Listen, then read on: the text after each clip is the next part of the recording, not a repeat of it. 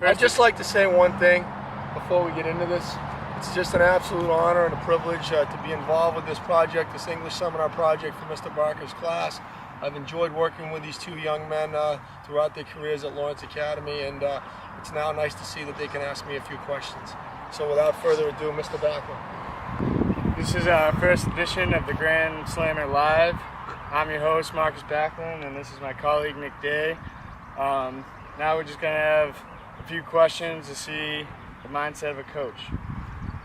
All right, so Coach Marcus. What is your mindset going into a big game? Well, the mindset, there's a lot that goes on in the mind.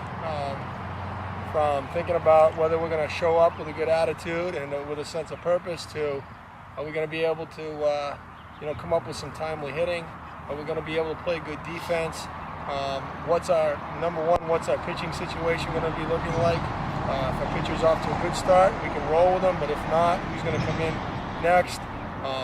Grounds, are they going to mow the field? Is there going to be enough water for everybody to stay hydrated? It goes on and on and on. But the number one thing at the high school level, are the kids going to show up for 2.5 hours with a sense of purpose, ready to compete? Great. Also, we got another question to ask you. What do you think the best style of coaching is? That's a really, really good question, Nick, and thank you for asking it. What I would say the best style of coaching is you have to be a motivator at the high school level. Again, I'm referring to high school baseball, not college or not major league, or not some sort of semi-pro league. I think you've got to have a motivational element to it. I think it's got to be more than just about baseball.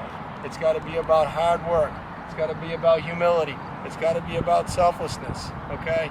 And then, from a pure baseball standpoint, it's always about doing the little things right. Whether it's base running, whether it's hitting the cutoffs, whether it's moving runners over. So to me, I think that's essential. And finally, bringing a group of kids together and building team chemistry and having them to play together as a unit. Great. What goes through your mind, and how do you go about making a call, say a steal in the 7th inning, or a squeeze, or how do you go about making a tough call? You're in my mind, Marcus. You're in my mind, and I like that. I like when you're in my mind.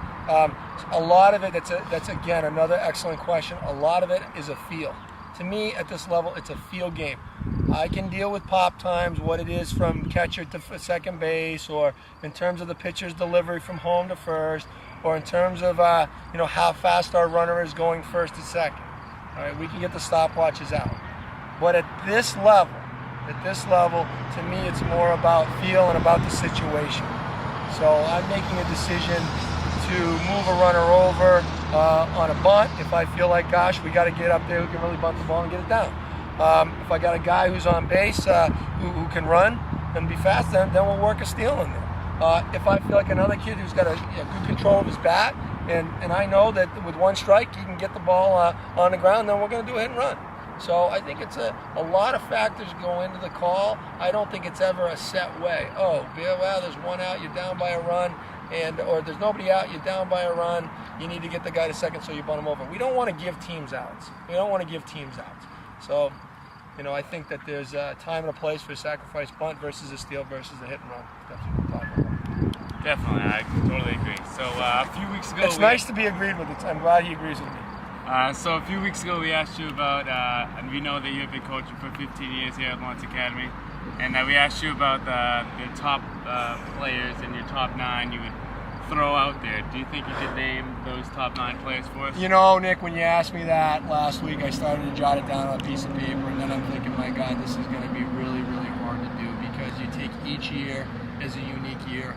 Let me provide a context, okay, over the last 15 years, and then if I throw a few names out, fine. When I began in 97-98 with Coach Parker, who's now our assistant coach, who played hockey at UNH, but was also a very good baseball player, we had a number of multi-sport athletes who took our baseball program to a new level. And one of those players was Joan Bayless. He ended up being drafted by the Kansas City Royals out of Trinity College, and he ended up playing Major League Baseball for the Kansas City Royals, and then for the Pittsburgh Pirates, and then for the Toronto Blue Jays. That group set the tone in terms of my career. So early on, we had some very, very good teams. And in our league, 15 wins is undefeated, but 12, 11, 10 wins is a great season as well. After 0102, I left to go to graduate school. We had another coach, Chris Millsback, come in and did a great job. He had a pretty good team that year. And then we lost the guys. And so when I came back in 0203, we started at ground zero. We literally won one game that year.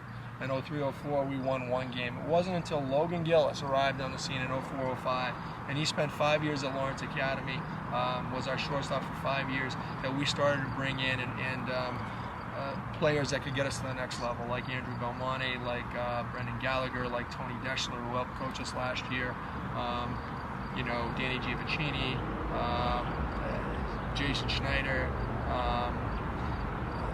Ross Solomon. I mean, there's a number of kids that were part of that. Now, we weren't able to quite eclipse that and, go beyond the 10 wins, but we were able to build towards that championship season we had 3 years ago, 3 seasons ago, where we went undefeated.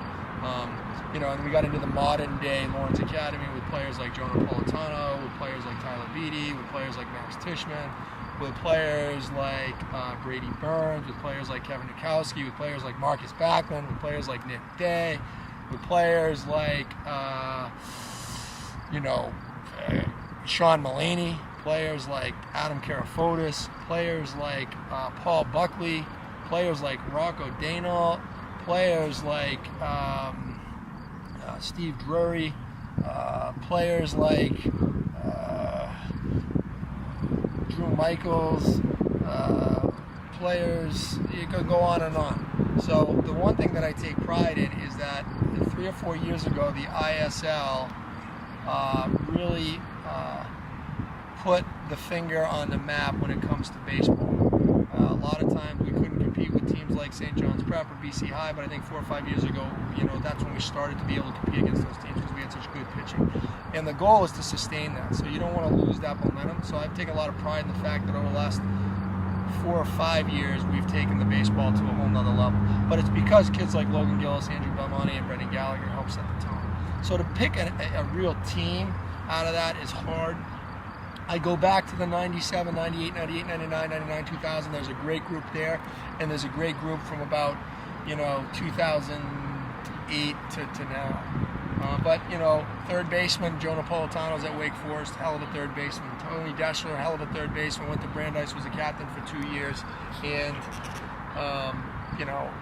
really got to another level when he got to college. Shortstop-wise, we've had Logan Gillis and we've had Sean Mullaney. Sean Mullaney is the best defensive shortstop I've ever seen in this league, and I've ever had the privilege to coach.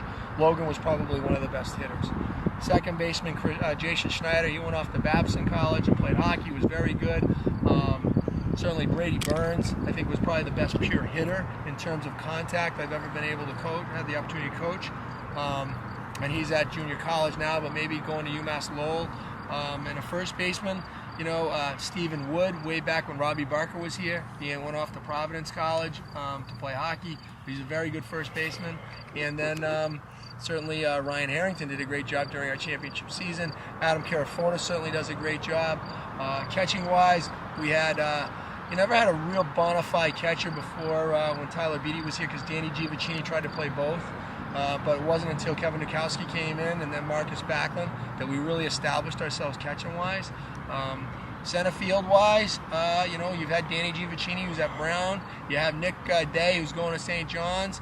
And before that, back when Robbie Barker was here, we had Greg Losey, who ended up going to BC for hockey, but was a very good center fielder.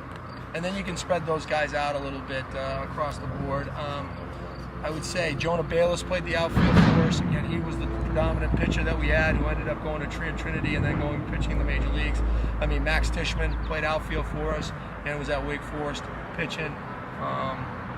So I'm going to forget somebody, and that's the risk you run in one of these things. So that's why I really don't like naming names. I think the team that we have this year has been one of the funner teams to coach because I think we had a lot of talent going off to big-time schools over the last few years. This year, not as much. But I think that this is a cohesive unit, playing above and beyond, I think, my expectations. So as far as the context of 15 years, this has been. I mean, we still got a couple more games to go, but this has been, I think, one of the more rewarding experiences with this group. Great. That's all I got to say about it. And, you know, I could go on for another 20 minutes just to make everybody feel a little awkward and stuff, but I'm happy to end it right there if that's what you'd like. And I'd like to send a big shout out to Mr. Barker's senior seminar class. Way to go, guys. You're great people. And remember, set fire to the rain. All right, great. It's been a pleasure being a part of your team and all. It's been a great 2 years. I mean, me and Beckham came here last year, repeat juniors, so it's been a pleasure playing baseball for you, Coach. And, you know, it's been a pleasure having you guys. And, you know, what people don't understand is that Adam Karaflotis is holding that camera right now. And there's a dirt dog who had to spend 4 years playing for our program. And, you know, it wasn't always easy for him. In the last 2 years, he's really stepped up his game, helped himself get into his own college at Bard. You know, I will certainly follow up with the phone calls to the coach, but Adam did that one on his own. And anyways, Adam, thank you for holding the camera for us, okay? You got it. Being in the spotlight, all right? Have a good day. Great. That was awesome, guys. You guys are fucking awesome.